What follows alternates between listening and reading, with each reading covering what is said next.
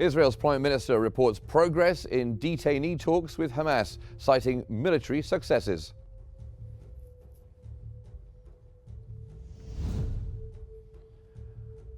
Russia maintains diplomatic and military ties with Syria despite partial troop withdrawal. And UNIFIL urges Israel to speed up withdrawal from southern Lebanon for stability.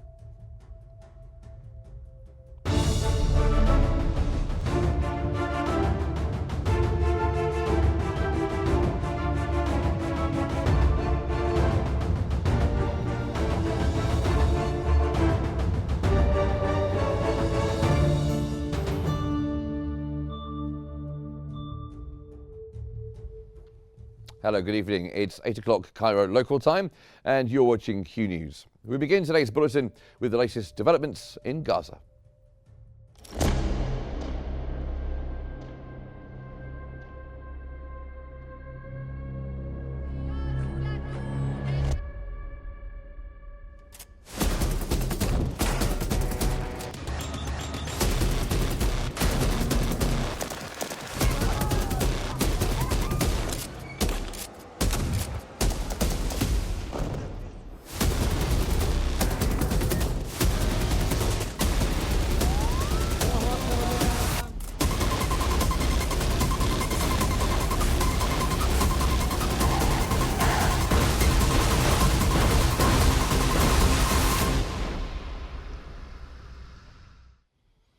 Israeli Prime Minister Benjamin Netanyahu has said that a certain progress has been made in ongoing detainees negotiations with Hamas, but did not clarify how long it would take to see results.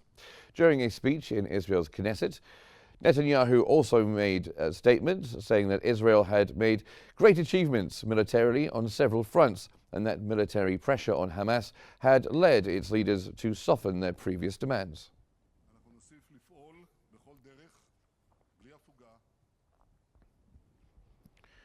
4 Palestinians have been killed and several others were injured in a new round of Israeli shelling targeting a gathering of civilians in central Gaza. Meanwhile, Israeli drones dropped incendiary material in the vicinity of Carmel Adwan Hospital in northern Gaza, sparking fire that engulfed several houses in the hospital's vicinity.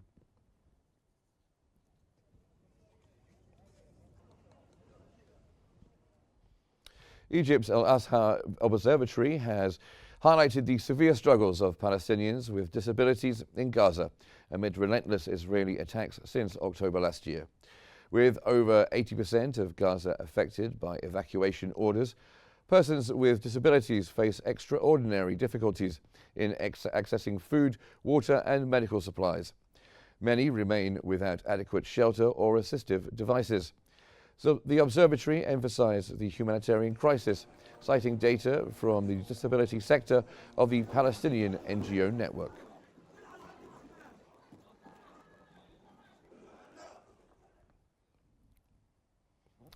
So the ongoing Israeli aggression in Gaza and the West Bank worsens the humanitarian crisis, prompting global condemnation.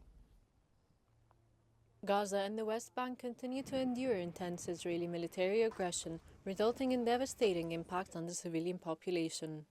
With over 2 million Palestinians forcibly displaced, this displacement marks one of the largest exoduses since the 1948 Nakba. The situation is compounded by an acute famine and dire shortages of medical supplies, exacerbating the humanitarian crisis.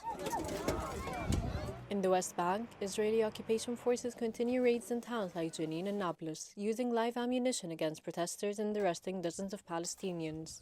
On the international front, the situation is drawing widespread condemnation. The South African government has referred Israel to the International Criminal Court for alleged war crimes and genocide against Palestinians, urging global legal action. Meanwhile, diplomatic efforts to secure a ceasefire have faltered, with reports highlighting U.S. obstruction of resolutions at the United Nations. The crisis continues to provoke protest and advocacy worldwide, as humanitarian organizations warn of worsening conditions if immediate action is not taken. The destruction of civilian infrastructure and the ongoing use of force have been widely criticized as violations of international law, further straining Israel's relations with global allies. Now, for more on this, we cross over to Hani in our newsroom. Hani. Thank you, Mark. And for further analysis on the latest speech by Israel's Prime Minister Benjamin Netanyahu, we're now joined from Washington, D.C. by the non-resident scholar at the Middle East Policy Council, Mr. Marco Mossad. Mr. Mossad, welcome to Qnews. Now, what do you think the Israeli Prime Minister Benjamin Netanyahu means by the certain progress in detainee negotiations with Hamas? Thanks so much for having me. I think what Benjamin Netanyahu is doing right now is just buying some time until like the new administration by the Trump administration will come to the office effectively like starting January 20th.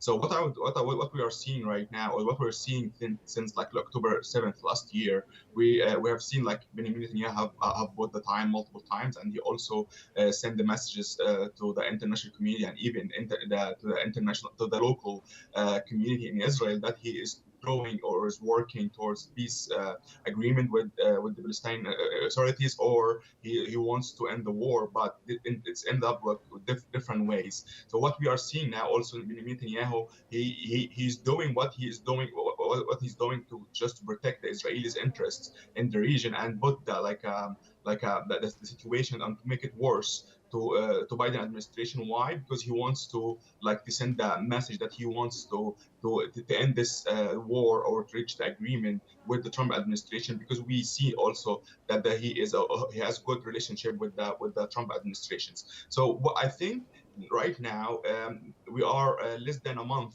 until January 20th, until Trump is come to the office. That's why Benjamin Netanyahu is trying to buy some time and try to say we are working on an agreement, but we are also we're trying to release all of our hostages from the Gaza Strip. But I don't think he is serious in that, because again, that he doesn't want to credit the Biden administration of finalizing the agreement, but he also wants to buy some time to destroy all of the military power, the remaining, of course, military power that Hamas has until Trump is in the office right now. Well, how long do you expect it will take to see the results of these negotiations? Is it January 20th, or is there another scenario where these negotiations might conclude before then? I think that the negotiations are working behind the closed doors. I feel like there are more diplomatic efforts between the Biden and the Trump administrations collaboratively with the Benjamin Netanyahu, and the Trump administration. Trump himself wants to finalize this agreement on the January 20th, or at least during the first month or so, because he built his campaign to just end all wars, including the Middle East war and also the Russian-Ukrainian war. So we don't expect, it's highly unlikely for the Trump administration not to do that. So I feel like he is not trying to waste some time to lengthen or extend the war in the Middle East. So we are seeing this diplomatic effort between the Trump administration and Benjamin Netanyahu, but I don't think this effort or this agreement will come into effect until before January 20th, because of the reason that I told you. But again, the situation now in the Middle East right now is very chaotic and very liquid, what we're saying here. And the U.S. foreign policy, I don't think that the Biden administration has detailed strategic U.S. foreign policy or U.S. approach towards the Middle East. The last year or so, the Biden administration was dealing with the Middle East on a day-to-day basis.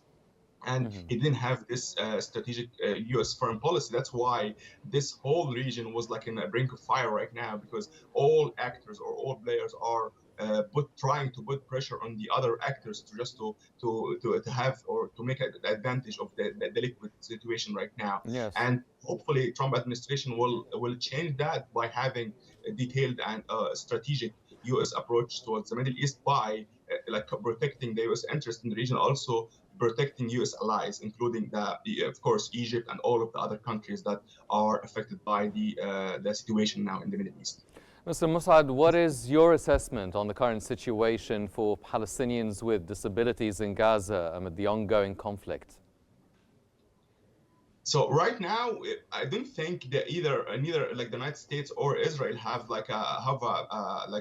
the plan of what will happen of post-war Gaza right now. They don't have any plan or detailed plan or envision of what's going on in Gaza Strip. I feel like they are working now only to stop the war and to facilitate the humanitarian corridor, just to help people in Gaza Strip and to reduce the humanitarian problem or the humanitarian crisis in Gaza. However, we are talking now about like ceasefire, and we're talk about release all hostages, or like if we have exchange of hostages between both parties. And the last thing and the last priority in both interests or in both agendas or plans from the US or Israel, they are to talk about the post-war Gaza, or if they have plan, if they have like a US troops on the ground, or if they have any commission or neutral commission just to protect the borders. I don't think they talk about it right now. We only talk about like to ceasefire and then talk about hostages. And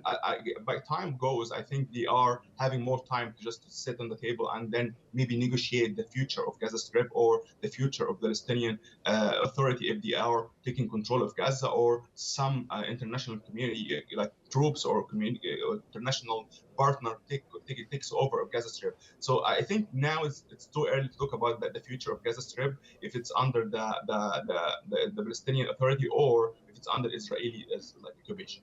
Mm-hmm. Well, how does the international community, particularly the UN, view the ongoing situation in Gaza as described by UNRWA's Commissioner General? The international community, of course, sees that what's going on in Gaza Strip right now is like a disaster, and we have seen many announcements from the U.S.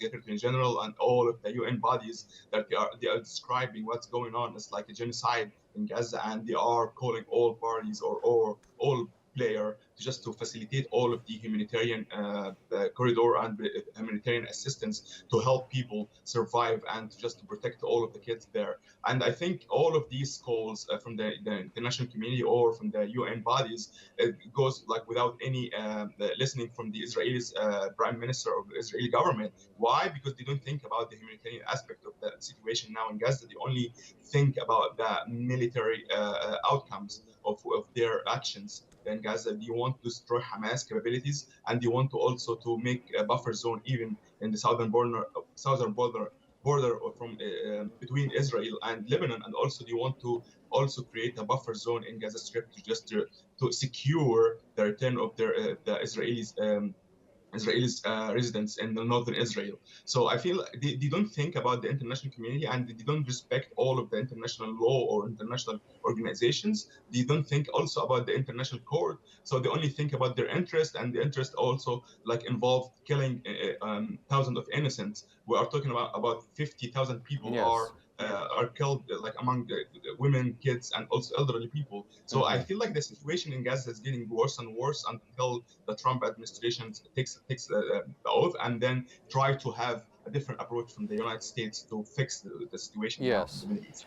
From Washington, D.C., that was the non-resident scholar at the Middle East Policy Council, Mr. Marco Mossad. Thank you very much, sir, for your insights. Now, ladies and gentlemen, we go back to Mark. Mark, to you. Thank you very much, Hani. Thank you very much indeed. Now, Israeli opposition leader Yair Lapid has rejected Prime Minister Benjamin Netanyahu's proposal to join a committee inquiring into October 7th and has instead called for an official investigation. Israeli media revealed initial findings blaming Israeli Chief of Staff Jose Halevi for not ordering a full assessment before the attack. Netanyahu's government opposes any investigations into political failures, while the military conducts internal probes into the surprise attack and its aftermath.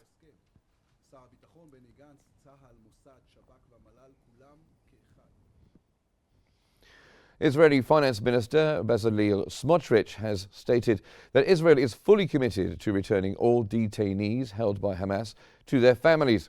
Smotrich opposed any partial deals with Hamas, warning that such agreements would abandon many detainees and allow Hamas to maintain control over Gaza. Smotrich also criticized the idea of releasing hundreds of Palestinian prisoners as part of any deal, calling it a costly mistake that would have severe consequences for Israel.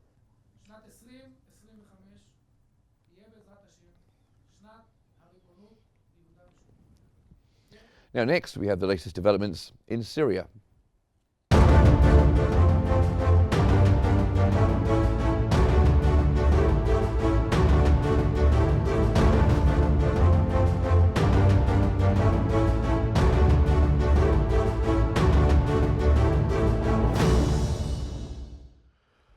Now, Kremlin Foreign Policy Advisor Yuri Ushakov has confirmed Russia's diplomatic and military contacts with Syria's new administration. While Russia has not decided on the future of its military bases in Syria, communication with Syrian authorities is ongoing. Reuters has reported Russia's partial troop withdrawal from northern front lines and the Alawite Mountains, although its bases remain intact after the fall of Bashar al-Assad's regime. Russia maintains ties with Syria's dominant forces during this transitional phase.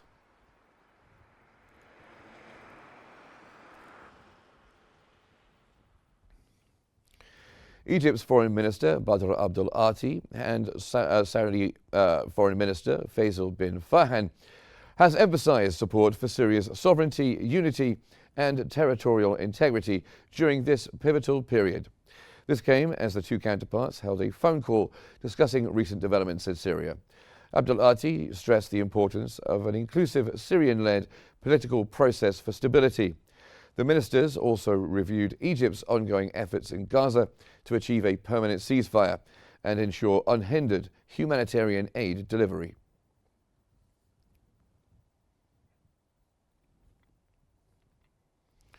And according to Syria's military operations chief, Ahmed al-Shara, Qatar has expressed its readiness to invest in Syria in sectors including energy and ports. This came in an interview after his meeting with Qatar's State Minister for Foreign Affairs. Al-Shara added that he invited Qatar's Emir, Sheikh Tamim bin Hamad Al Thani, to visit Syria.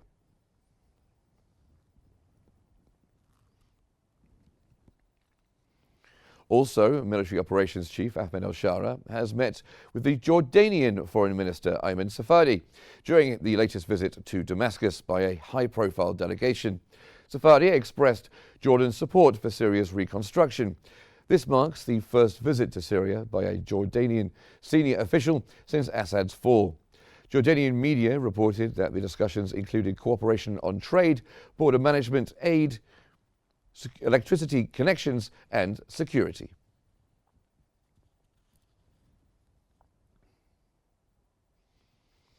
Ahmed al-Shara has met with Qatar's Minister of State, Mohammed bin Abdulaziz Al Khulaifi.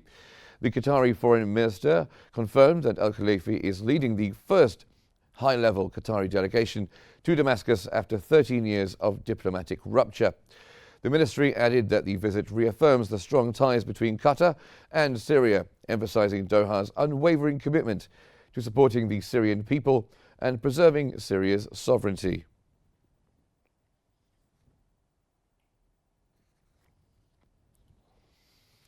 Iran's foreign ministry has announced that there has been no direct contact with Syria's current leadership. The spokesperson highlighted that the past dialogue with Syrian opposition for crisis resolution and criticized U.S. interventions for destabilizing the region. Iran affirmed its support for Syria's sovereignty and territorial integrity, stressing that Syria must not become a haven for terrorism.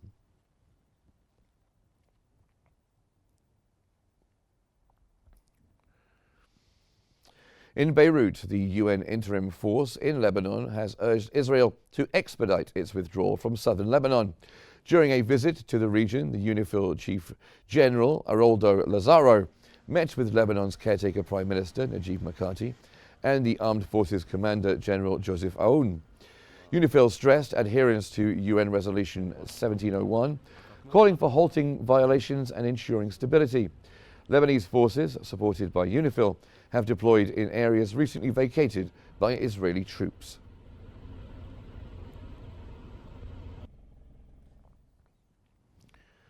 Lebanon's caretaker Prime Minister Najib Mikati has honoured fallen soldiers during a visit to southern frontline troops in Marjayoun.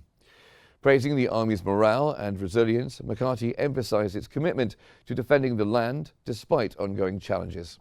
He announced upcoming talks with ceasefire committee, focusing on the withdrawal of Israeli occupying forces. Mikati reaffirmed the army's role in uniting Lebanon and fulfilling its duties, with unwavering support from the Lebanese people.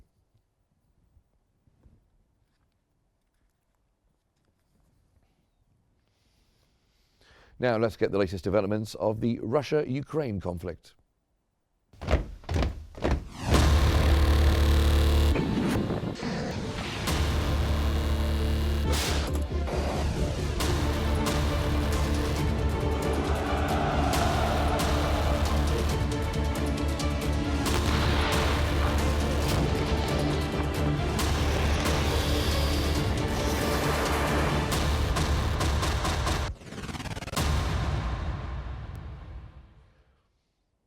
Russia has reported striking a Ukrainian military airport and other targets, including drone factories and foreign mercenary positions, while claiming control of 2 settlements. Russia announced the interception of over 100 Ukrainian missiles, rockets and drones. Russian forces also targeted Ukrainian personnel and equipment in the Kursk region, while Ukrainian forces stated that they repelled multiple Russian offensives, causing significant losses. Both sides reported over 100 engagements as fighting continued, highlighting the intense and ongoing conflict.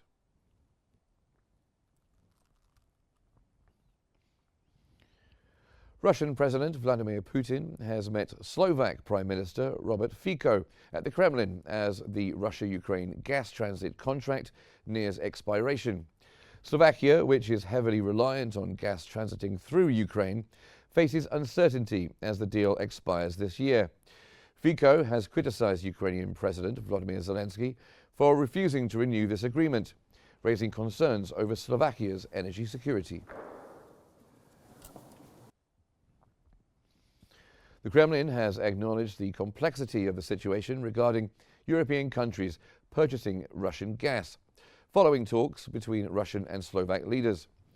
As Putin assured Slovakia of continued gas supplies, Fico warned that it may be practically impossible after the Russia-Ukraine gas transit deal expires. Ukraine has declined to renew the agreement, and Peskov highlighted the complicated situation, which he said requires more attention due to the ongoing conflict and also European reliance on Russian gas.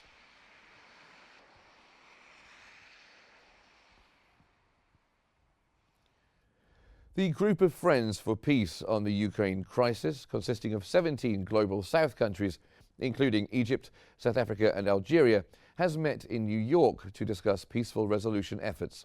At a press briefing, spokesperson Mao Ning emphasized the group's call for de-escalation, the non-expansion of the conflict, and support for global South countries' contributions to peace. They advocated for a comprehensive and lasting settlement through diplomacy based on the UN Charter, with China committing to work towards peace in Ukraine.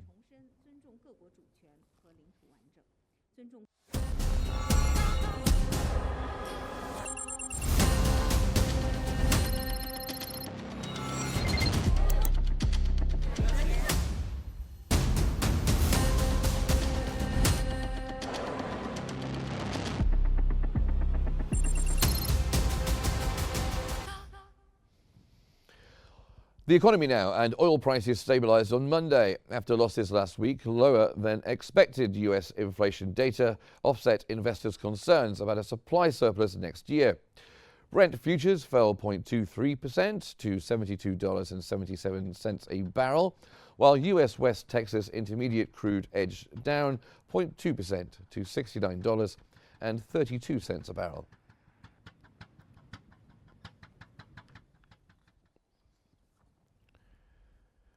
Gold prices edged lower in a subdued holiday season trading on Monday, weighed down by a robust dollar and high US Treasury yields as investors awaited clearer signals of the Fed's monetary policy for 2025. Spot gold was down 0.3% to $2,612.58 per ounce. US gold futures eased 0.7% at $2,627.60.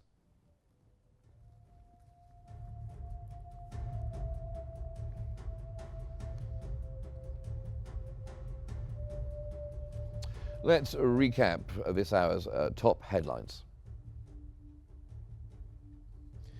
Israel's Prime Minister reports progress in detainee talks with Hamas, citing military successes.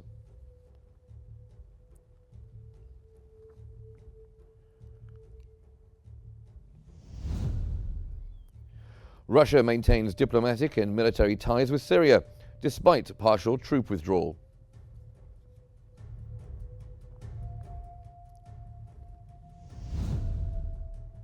And UNIFIL urges Israel to speed up withdrawal from southern Lebanon for stability.